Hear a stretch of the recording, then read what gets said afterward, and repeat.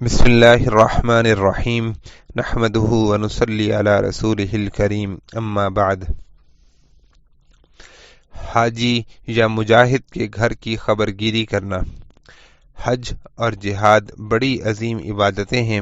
لیکن جو لوگ اپنی عدم استطاعت کی وجہ سے یہ عظیم عبادتیں خود انجام نہ دے سکیں، ان کے لیے بھی اللہ تعالیٰ نے ان عبادتوں کے ثواب میں حصہ دار بننے کا بہترین راستہ پیدا فرمایا ہے، اور وہ یہ کہ جو شخص کسی مجاہد کو جہاد کی تیاری میں مدد دے یا کسی حاجی کے سفر حج کی تیاری میں مدد کرے، اللہ تعالیٰ اس کو بھی جہاد اور حج کے ثواب میں حصہ دار بنا دیتے ہیں۔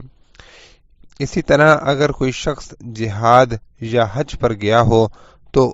اس کے پیچھے اس کے گھر والوں کی خبرگیری کرنا، ان کی ضروریات پوری کرنا، یہ بھی ایسا عمل ہے جس سے انسان جہاد یا حج کے ثواب میں حصہ دار بن جاتا ہے۔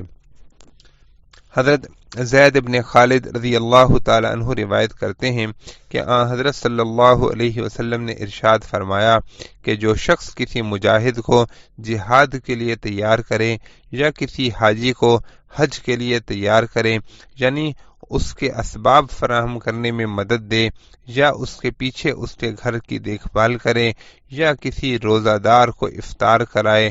تو اس کو ان سب لوگوں کے جتنا ثواب ملتا ہے، بغیر اس کے کہ ان لوگوں کے ثواب میں کوئی کمی ہو۔ شہادت کی دعا کرنا۔ اللہ تعالیٰ کے راستے میں شہید ہونا انسان کی عظیم ترین سعادت ہے، اور جس طرح شہادت کا بے حساب اجر و ثواب ہے، اسی طرح اس کی تمنا اور دعا کرنے پر بھی اللہ تعالیٰ نے وہی اجر و ثواب رکھا ہے جو شہادت پر ملتا ہے۔ چنانچہ حضرت سہل بن حنیف رضی اللہ تعالی عنہ روایت کرتے ہیں کہ حضرت صلی اللہ علیہ وسلم نے ارشاد فرمایا کہ جو شخص اللہ تعالیٰ سے اپنے شہید ہونے کی سچے دل سے دعا کرے، اللہ تعالیٰ اس کو شہداء کے مرتبے تک پہنچا دیتے ہیں،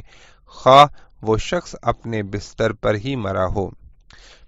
اور حضرت انس رضی اللہ تعالیٰ عنہ روایت کرتے ہیں کہ حضرت صلی اللہ علیہ وسلم نے ارشاد فرمایا، جو شخص سچے دل سے شہادت کا طلبگار ہو، اس کو شہادت دے دی جاتی ہے، خواہ بظاہر وہ اس کو نہ ملی ہو، یعنی وہ اپنے بستر پر مرے۔